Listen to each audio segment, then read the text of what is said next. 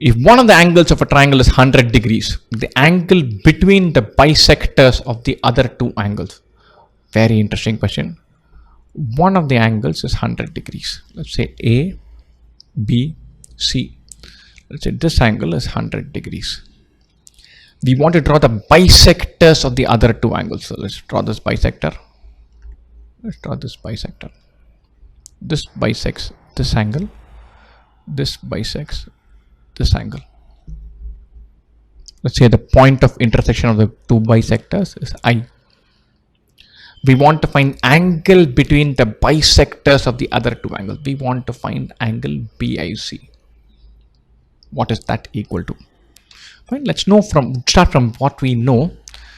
This angle is equal to this angle. If this were P, this will be P. This were Q, this will be Q. Brilliant. Now this angle BIC, this is part of triangle BIC.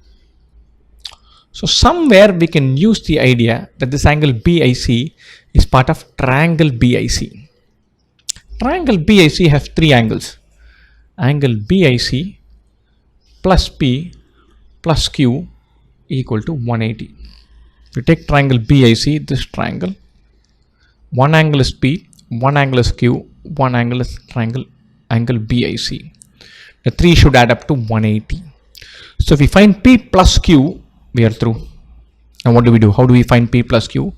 Take triangle ABC. The three angles are 100 plus 2P plus 2Q. They add up to 180 degrees. Or 2P plus 2Q is 80 degrees. This added to 100 is 180, or 2P plus 2Q is 80 degrees. P plus Q is 40 degrees. With that, we are through. P plus Q is what we need to find. Because if we know P plus Q, you can find angle BIC. So this angle BIC plus 40 degrees equals 180 degrees. Because P plus Q is 40. Or angle BIC is 180 minus 40, which is 140 degrees. Choice A.